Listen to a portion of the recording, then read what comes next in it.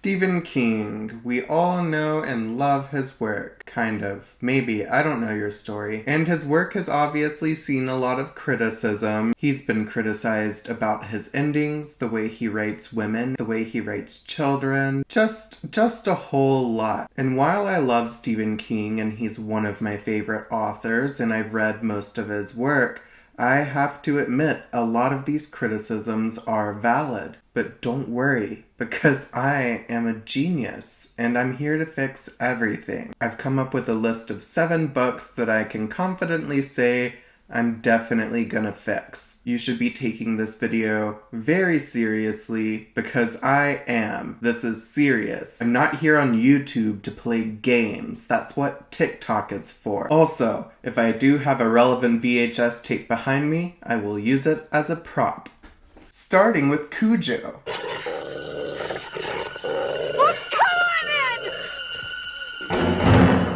Cujo, if you've never heard of it, is a book about a rabid Saint Bernard. And the biggest criticism I've seen of this book is the massively boring subplot about a cereal ad campaign. The husband in this book works in advertising, and it frequently cuts to his campaign for a new breakfast cereal. And for some reason, a lot of people found that boring. Now you might say that the quick solution would be to cut this subplot entirely, but unfortunately if we did that, the book would simply be too short. So instead, my solution is to change breakfast cereal to a more interesting food. And that's literally it. I would download the entire manuscript and search replace the word cereal with ox tongue. Ox tongue is definitely interesting, and it's probably something you can eat. I feel like that would be a really bold choice. If you're not entertained, you're at least confused, and that's a better emotion to feel than bored. I wouldn't even change the word breakfast, I would just leave it. So there's several chapters where the husband is just really concerned about how to properly advertise breakfast ox tongue. Also, if I can change the movie while I'm at it, I would kill the kid in this one too. I know Stephen King said somewhere that that was like his big regret, but it's not a regret that I share. Not that I like it when kids die, it's just the shock value in the book really worked for me. Also, fun fact, did you know that Stephen King has no memory of writing this book?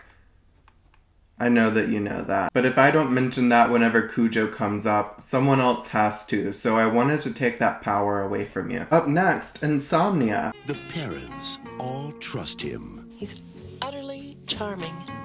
This is the only Stephen King book that I've stopped reading halfway through. And it's a really long book, so I sat through several hundred pages before I decided that it was too boring to continue. It was about this guy whose wife dies and then he starts having insomnia and he starts having these delusions of little bald doctor men who like suck people's souls. That's probably not what happens. I've erased a lot of this book from my brain and again I didn't finish it. So all of my changes are going to be pretty superficial. Right off the bat, I don't think they should have been little bald doctors. I think they should have been big boys. Big, tall, scary bald doctors. Tall, beefy, big. Big old boys that are doctors. Were they doctors? I don't even remember if that's an accurate...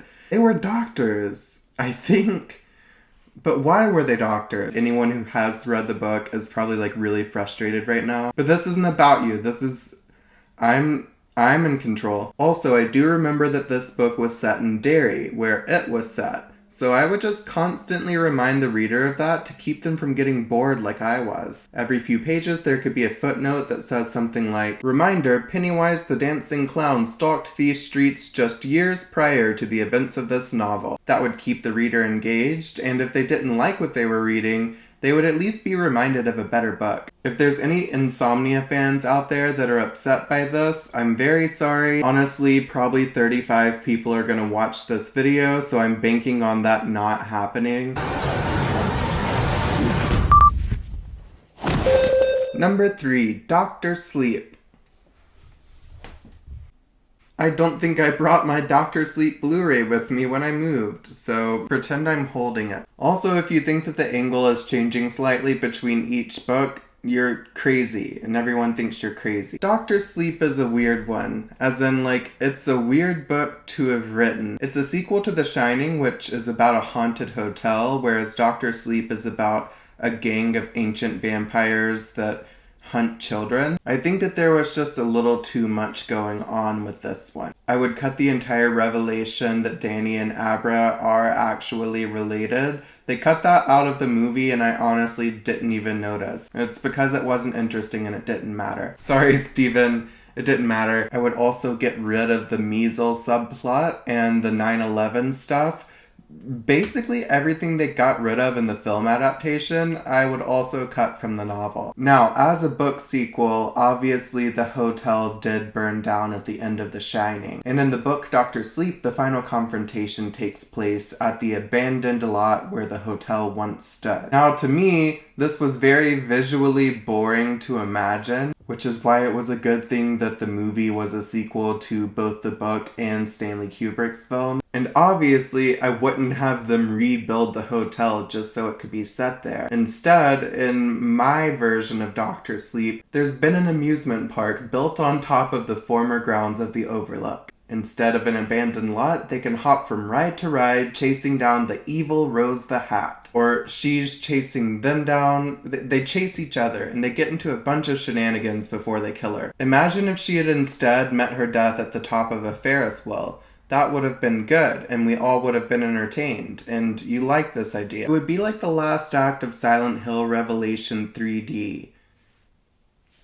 Okay, it wouldn't be exactly like that. It would be different. It would be good. It would be fun. I'm starting to regret the comparison to Silent Hill Revelation 3D. Sacrifices have to be made. Go to hell! Can't you see? We're already here. Number 4, The Stand. So obviously the big complaint about this book is that the literal hand of God comes to save the day at the end. Larry, do you see it? The hand of God. Again, the obvious solution is just to remove the hand of God, but I'm not here to take the easy way out. I'm not lazy like you. Instead, I would introduce God as a reoccurring character early on in the novel. I like to imagine God as sort of a neutral observer. He hops from character to character, just kind of hanging out. He interacts with both the good guys and the bad guys in equal measures, and you get the sense that he's just kind of trying to decide who to go with. Like, he hasn't really made up his mind. Then when we get to that final confrontation in Vegas, we could have Randall saying something like, "I'm so powerful, not even God could stop me. I'd like to see him try." And then God's like, okay. I think it's important in this instance to properly set up God's motivations. So yeah, I would just make him a fully formed character. Moving on to number 5, Thinner.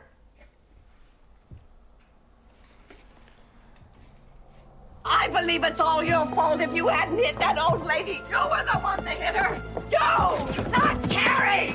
I would change almost everything about Thinner. Number 1, I probably wouldn't make the main villains a specific minority group that are already racked with stereotype, which is the same solution I have for the Freaky Friday remake. And I would basically change everything else about the story as well. For the main character, he wouldn't just be an overweight man trying to lose weight. I'm thinking like, you know how for every body positivity activist on the internet, there's like 50 guys that irrationally hate them? My main character would just be one of those guys. He doesn't hit a traveler with his car. He just comments really fucked up shit online. And then he starts rapidly losing weight, just like he tells everyone else to. The twist on this one is that there is no villain. He just had a really nasty tapeworm, and it would have all been fine if he had just gone to the doctor. But he also doesn't trust doctors, although he tells everyone else on the internet that they should. Would this be fun to watch? Probably not. But neither is Thinner, so... What did he say? One word.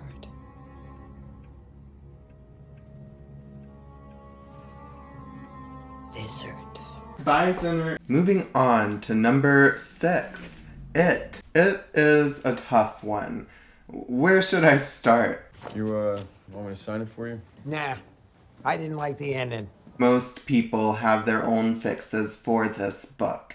And I think that the main complaint I have is shared by a lot of people. This book is just not nearly as long as it should be. I would add at least 300 pages with dialogue about how much it sucks to be fat and how cool it is to be skinny. I would also include additional scenes of violence against the loser club. I feel like if they had gotten beaten up like 5 or 6 more times, it would have really emphasized how cruel and awful these bullies are. Definitely include more mommy issues, as well as an epilogue where Bill and Audra go to divorce court. As for the infamous sewer scene, I know that the best instinct would be to completely remove it, but no, again, we are not taking the easy way out. Instead, the group plays a fun game of Monopoly. What better game to help them all bond? We also include an aside that reveals that the results of this Monopoly game were the driving force behind Stan taking his own life. And finally, number 7, Carrie.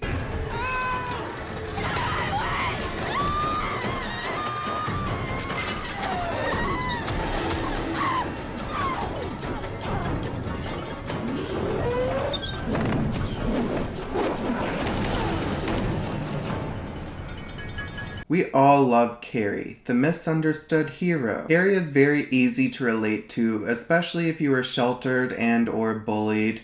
It's very easy to see yourself in Carrie, and it's also very easy to celebrate her when she gets her revenge in a moment of rage. The problem?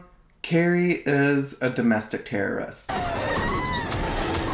And it goes without saying, if telekinesis were replaced with, like, a weapon, the prom scene would be much less cathartic. And as an adult consumer of media, I simply cannot grapple with the idea that a protagonist might make amoral decisions. My solution is to add a line of dialogue near the beginning of the book where Margaret White says something like, "We knew you were a child of the devil once we discovered you were allergic to pig blood." Then at the end of the novel, when the pig blood is dumped on Carrie, she starts sneezing uncontrollably, which inadvertently kills several students and faculty. And at that point, you just kind of have to lean into it. Carrie realizes that it's too embarrassing to accidentally destroy the school, so she just finishes the job to keep anyone from feeling uncomfortable. Then we, the reader, don't have to feel guilty when we celebrate this act of mass violence. Also, I understand that an early draft of the novel included Carrie sprouting horns and her head blowing up like a giant balloon.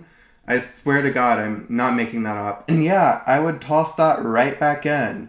Why'd you cut that, Steven? Think of what we missed out on. I would have loved to see Sissy Spacek pull that off. Oh, the Oscars hate horror movies? Not in this scenario. So yeah, those are my fixes for Stephen King books. Again, I'm a huge fan, but I wholeheartedly believe in everything that I've said. And I'm sure you do too. So feel free to leave positive feedback in the comments. And negative feedback,